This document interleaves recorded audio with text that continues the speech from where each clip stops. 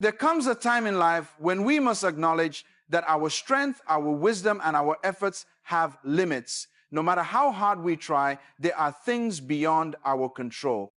But the good news is nothing is beyond God's control. When you place your situation, your future, and your dreams in God's hands, you activate a divine principle. What you release, He increases. Many people live in frustration because they are holding on to what they should have surrendered. But God never asks you to figure it all out. He simply asks you to trust Him. And when you do, you will see things shift in ways you never expected. Trusting God requires a deep and intentional decision to relinquish control, which is one of the hardest things for many people to do. We live in a world that teaches us to take charge, plan every detail, and ensure we are always in control of our circumstances. Society praises those who seem to have everything figured out, those who have a strategy, a backup plan, and a way to handle any obstacle that arises. But the truth is, no matter how much control we think we have, life will always present situations that are beyond our ability to manage.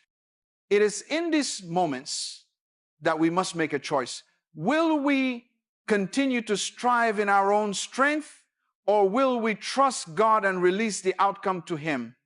To relinquish control does not mean to give up.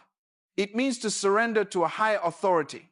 It means acknowledging that God sees what we cannot see, knows what we do not know, and has a plan far greater than anything we could orchestrate for ourselves. When we try to control everything, we limit what God can do in our lives. We become so focused on our own efforts that we fail to recognize His divine guidance. But when we release our grip and trust Him fully, we create space for Him to work in ways that are beyond our understanding. One of the greatest struggles people face is the fear of the unknown. Many hesitate to trust God completely because they are afraid of what will happen if they are not in control. This fear leads to anxiety, stress, and an overwhelming sense of responsibility to make everything work out perfectly. But fear and faith cannot coexist. When we truly trust God, we must let go of the need to know every detail and simply believe that He is guiding our steps. Throughout Scripture, we see examples of people who had to relinquish control in order to walk in God's purpose. Abraham was called to leave his home without knowing where he was going. Moses had to trust God to part the Red Sea when there was no visible way forward. Joseph endured betrayal, imprisonment, and years of uncertainty before God's plan for his life unfolded. In each case, God required them to surrender their plans and trust in His divine direction. If they had insisted on controlling their own destinies, they would have never experienced the miraculous fulfillment of God's promises. One of the key indicators that we are struggling with control is the presence of worry in our lives. Worry is a sign that we are relying on our own ability instead of trusting in God's power. Jesus made it clear when He said, asterisk, do not worry about your life, what you will eat or drink, or about your body, what you will wear. Can any one of you, by worrying, add a single hour to your life? Asterisk. Matthew 6:25, -27. Worry does not change our situation. It only drains our energy and robs us of peace. But when we trust God, we exchange our anxiety for His assurance, knowing that He is working all things together for our good. Another challenge of relinquishing control is impatience. Many times people trust God initially, but when they do not see immediate results, they take matters back into their own hands. They try to force an outcome, manipulate circumstances, or move ahead of God's timing, but true faith requires patience. God's delays are not His denial. He works according to His perfect timing. And if we try to rush the process, we may miss out on the fullness of what He has planned for us. Trusting God means making a conscious decision every day to put Him first, to release our fears, and to believe that He is leading us even when we do not see the full picture. It is about understanding that His ways are higher than our ways and His thoughts are higher than our thoughts. When we finally let go and place our lives in His hands, we will experience a peace that surpasses all understanding. It is in that surrender that we find true freedom, true security, and the limitless possibilities that come from walking in alignment with God's divine will. When we look at life through the lens of faith, we begin to understand that whatever we place in God's hands does not stay the same. It multiplies, increases, and transforms in ways beyond our comprehension. Many people live in a mindset of scarcity, believing that they must hold on tightly to what they have because they fear losing it. They hesitate to release their time, resources, talents, or dreams to God because they are unsure of what will happen next. But the principle of divine multiplication is clear. Whatever is fully surrendered to God does not diminish, it grows, it expands, and it becomes something greater than it was before. One of the most powerful examples of this principle is seen in the story of Jesus feeding the 5,000. A boy had only 5 loaves of bread and 2 fish, clearly an insufficient amount to feed such a large crowd. In human logic, what he had was not enough. But when he placed it in Jesus' hands, it became more than enough. The moment it was surrendered, it entered into divine multiplication, feeding thousands of people with leftovers remaining. The lesson here is profound. When we try to hold on to what we have, we keep it limited. But when we release it to God, He takes what seems small and makes it abundant. This principle does not apply only to material things. It applies to everything in our lives. Our gifts, our skills, our finances, our relationships, whatever we entrust to God's hands will always yield a greater outcome than we could achieve on our own. Some people hesitate to use their talents because they feel they are not skilled enough or ready enough. But the truth is, gifts that remain in our hands stay the same, while gifts that are given to God are developed, refined, and multiplied.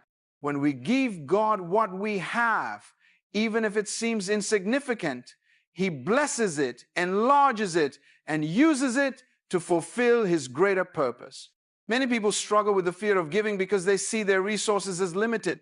They believe that if they give their time, energy, or finances, they will be left with less. But God's system does not operate according to human logic. The more we give to Him, the more He gives back to us. This is why some of the most generous people in the world seem to always have abundant sight. Is not because they are lucky, but because they have tapped into the principle of divine multiplication. They understand that when they release what is in their hands, God pours more into their lives. The same applies to faith itself. A person may feel like they have only a little faith, just enough to get by. But if they place that small faith in God's hands, it grows. Jesus said that faith as small as a mustard seed can move mountains. That means no matter how little you think you have, if you entrust it to God, it has the power to accomplish things you never imagined. Small acts of obedience lead to great breakthroughs when placed in the hands of the Almighty. One of the greatest limitations people place on themselves is believing that what they have is too little to make a difference. They think their contribution is insignificant, their talent is not enough, or their resources are too meager to matter. But God does not need great resources to do great things. He only needs a willing heart. The widow in Scripture who gave 2 small coins was honored by Jesus because she gave all she had. It was not about the amount, it was about the surrender. Whatever is placed in God's hands will always become more than what it was before. If we trust Him with our time, He will give us efficiency and purpose. If we trust Him with our finances, He will provide in ways we never expected. If we trust Him with our talents, He will open doors that we could never open on our own. The key is in the surrender, in the willingness to place everything in His hands and watch Him do what only He can do. Worry is one of the greatest thieves of peace, joy, and faith. It is a silent burden that weighs heavily on the hearts and minds of people, keeping them restless, anxious, and uncertain about the future. At its core, worry is not just an emotional response to life's challenges. It is a spiritual issue that reveals a lack of trust in God. When a person worries, they're essentially saying, I am not sure if God will handle this situation, or I don't know if things will work out the way they should. Worry exposes the internal struggle between faith and fear, between trusting God's plan and trying to control everything on our own. Many people believe that worrying is a natural part of life, but in reality, worry is an indicator of misplaced trust. It means that instead of depending on God's promises, we are depending on our own ability to figure things out. But the truth is, no amount of worry has ever solved a problem, healed a sickness, or changed a situation for the better. In fact, worry does the opposite. It drains energy, clouds judgment, and creates unnecessary stress. Jesus himself addressed this when he said, asterisk, can any one of you by worrying add a single hour to your life? Asterisk, Matthew 6:27. This statement is profound because it reminds us that worry does not change anything. It does not extend life, it does not fix problems, and it does not bring solutions. All it does is rob us of the peace that comes from trusting God. One of the reasons people struggle with worry is because they want to be in control. They want to know what will happen next, how things will turn out, and whether their efforts will succeed. But control is an illusion.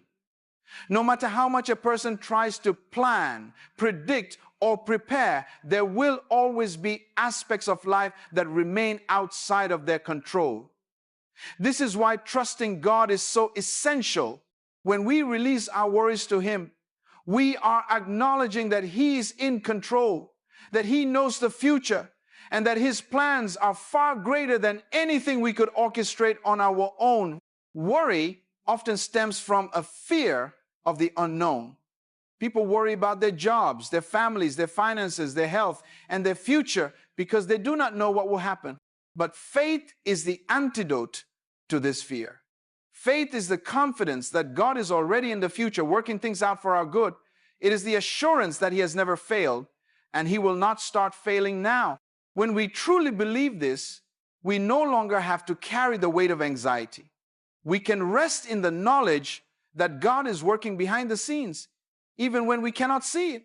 Another danger of worry is that it shifts our focus away from God and onto our problems. When a person is consumed with worry, they become more focused on what could go wrong rather than on the promises of God.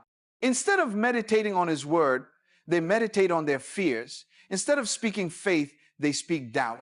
This is why worry must be replaced with worship. Fear must be replaced with faith, and anxiety must be replaced with trust. When we turn our attention to God, we remind ourselves of who He is: our provider, our healer, our protector, and our guide. The key to overcoming worry is not in trying to figure everything out, but in learning to surrender. Surrendering to God does not mean we stop being responsible. It means we stop carrying burdens we were never meant to carry. It means we do our part, but we trust God with the outcome. Worrying is a choice, and so is trusting. We must decide daily whether we will live in fear or in faith. The moment we choose to trust God completely, worry loses its power, and we begin to experience the peace that surpasses all understanding. Waiting on God's timing is one of the greatest tests of faith that every believer will face. There are moments in life when it feels like nothing is happening, when prayers seem unanswered, and when doors remain closed despite our best efforts. In these moments, impatience can creep in, leading us to question whether God has forgotten about us. But the truth is, God's timing is always perfect. He operates according to a divine schedule that is beyond human understanding, ensuring that everything unfolds at the right moment for His purpose to be fulfilled. Many people struggle with God's timing because they live in a world that values speed and instant results. Society teaches that success must come quickly and that waiting is a waste of time. But God does not work according to human deadlines. He is not in a rush, and He is never late. His delays are not denials, they are divine preparations. There are things He needs to develop in us before He opens certain doors. There are lessons we must learn, character traits we must build, and faith levels we must reach before stepping into the next season. What may feel like a delay is actually God's way of ensuring we are truly ready for what He has planned. A powerful example of God's perfect timing can be seen in the life of Joseph. As a young man, he received a dream that he would one day be in a position of great authority. However, instead of seeing immediate fulfillment, he faced betrayal, slavery, false accusations, and imprisonment. It took years before Joseph's dream became a reality. But when the right time came, he was elevated to a position of power that allowed him to save an entire nation. If Joseph had been promoted too soon, he would not have been prepared for the responsibility that came with leadership. Every trial he endured was part of God's preparation. His story is a reminder that just because something is delayed does not mean it is denied. Another reason God's timing is always perfect is that He sees the full picture while we only see a small part. Imagine a puzzle. Each piece must be placed in the correct order for the final image to be complete. If we try to force a piece into the wrong spot, the picture will not make sense. In the same way, God aligns every event in our lives according to His perfect design. What may seem like a setback or an unanswered prayer is often God positioning us for something far greater than we could have imagined. One of the greatest challenges in trusting God's timing is overcoming the temptation to take matters into our own hands. When we become impatient, we may try to force things to happen outside of God's will. But whenever people in the Bible tried to rush God's plan, the results were disastrous. Abraham and Sarah, for example, grew tired of waiting for God's promise of a son and decided to take matters into their own hands by having a child through Hagar.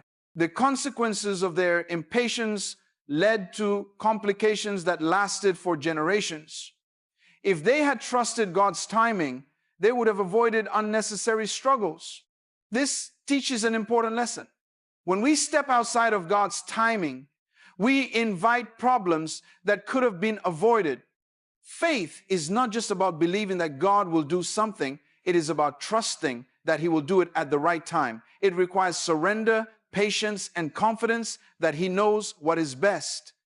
No matter how long it takes, no matter how silent God seems, He is always working behind the scenes. His timing is not meant to frustrate us, but to protect us.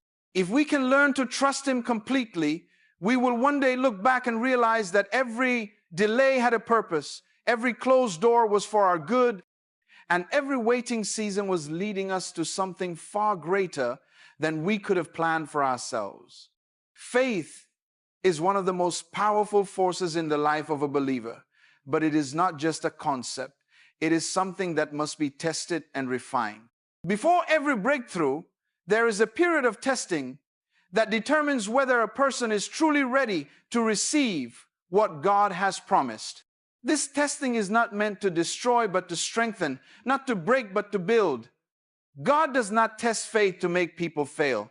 He tests faith to prove its genuineness and prepare His people for greater things. Throughout Scripture, every person who walked in great purpose had their faith tested before stepping into their breakthrough. Abraham was promised that he would be the father of many nations, yet he had to wait for years before seeing that promise fulfilled. In the waiting, he faced moments of doubt, but God was teaching him endurance and trust. Even after receiving his promised son, Isaac, Abraham faced the greatest test of all when God asked him to offer Isaac as a sacrifice.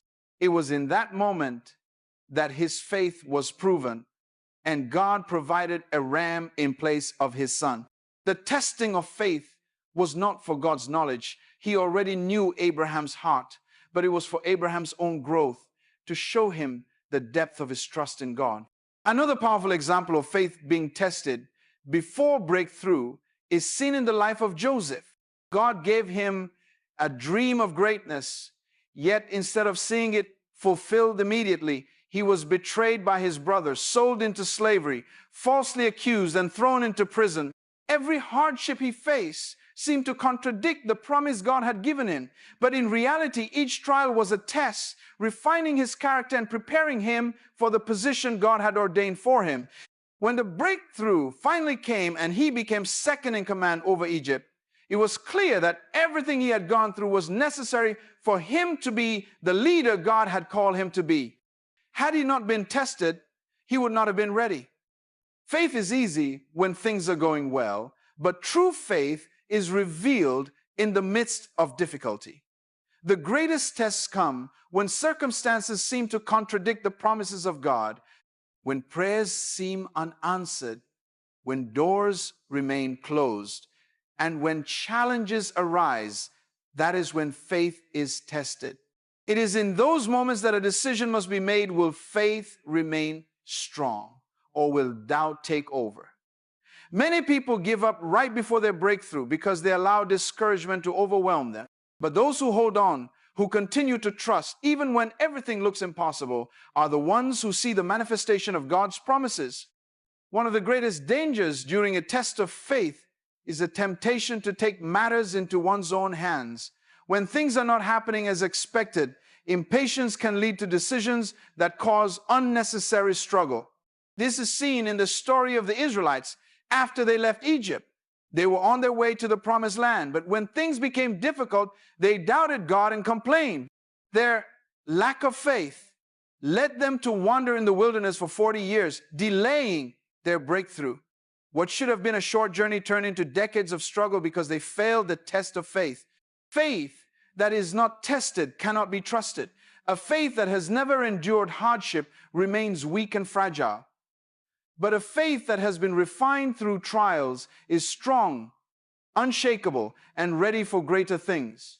God allows testing not as punishment, but as preparation. Every trial is an opportunity to grow, to trust Him more, and to develop the endurance needed for the next level. When faith is tested, it is a sign that something greater is on the horizon. The testing is not the end. It is the process that leads to the breakthrough. Those who endure will see the reward. For God is always faithful to fulfill what He has promised. Letting go is one of the hardest things for a person to do. Human nature desires control, security, and certainty. But faith requires trust, surrender, and patience. Many people hold on to things out of fear of losing control, fear of the unknown, or fear that if they let go, everything will fall apart. But in reality, when a person releases their grip and places everything in God's hands, they make room for miracles to unfold in their life. The power of God is fully experienced not when people struggle to control everything, but when they surrender completely to Him. One of the greatest examples of this truth is found in the story of Moses and the Israelites at the Red Sea. After escaping Egypt, they found themselves trapped between Pharaoh's army and an impassable sea. Fear gripped them as they saw no way out, but God had already prepared a miracle. Moses was instructed to lift his staff and trust God. When he obeyed and let go of fear, the sea parted and the Israelites walked through on dry ground.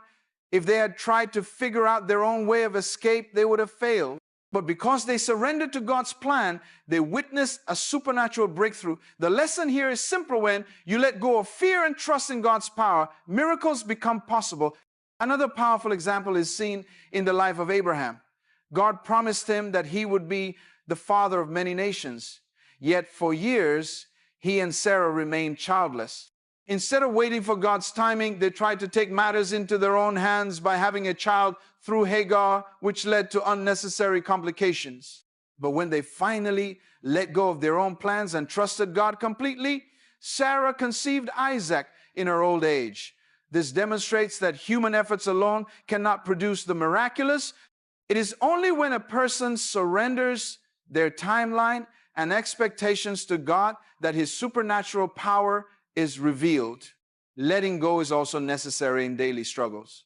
Many people carry burdens that they were never meant to bear. They hold on to past hurts, regrets, and disappointments, refusing to release them to God. But holding on to pain only creates more suffering. When a person chooses to forgive and let go of resentment, they create space for healing and restoration. The same applies to worry. Jesus taught that worrying does not add a single moment to life. Instead, He calls people to release their anxieties and trust that God will provide for all their needs. The moment a person stops trying to control everything and places their trust in God, they position themselves for divine provision and unexpected blessings. One of the greatest obstacles to experiencing miracles is the unwillingness to release what is in one's hands. This is illustrated in the story of the rich young ruler who approached Jesus seeking eternal life. When Jesus told him to sell his possessions and follow him, the young man walked away sorrowful because he was unwilling to let go. He missed out on a greater blessing because he clung to temporary wealth.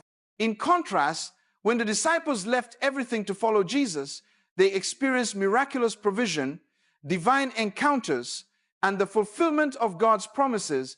Letting go does not mean giving up. It means giving into God's will. It means choosing faith over fear, trust over control, and surrender over struggle. Miracles happen when there is room for them. And room is created when a person releases their own plans and embraces God's purpose. The moment someone truly lets go, they invite God to do what only He can do: turn impossibilities into realities, transform brokenness into wholeness, and bring forth blessings beyond anything they could have imagined. When you truly leave it in God's hands, you release the weight of worry, the burden of control, and the fear of the unknown. You step into a place of trust where His power moves freely, His timing unfolds perfectly, and His promises come to life. The moment you surrender, you make room for miracles, breakthroughs, and blessings beyond what you could ever imagine. So stop striving, stop overthinking, and stop trying to force things to happen in your own strength. Place it all, your dreams, your struggles, your unanswered prayers in His capable hands, and then watch what happens. Watch as doors open, as peace floods your heart, as provision comes when you least expect it. Watch as He turns what seemed impossible into a testimony of His faithfulness. God has never failed, and He won't start now. If you trust Him completely, He will do exceedingly and abundantly more than you could ask or think. All you have to do is let go, believe, and watch Him move.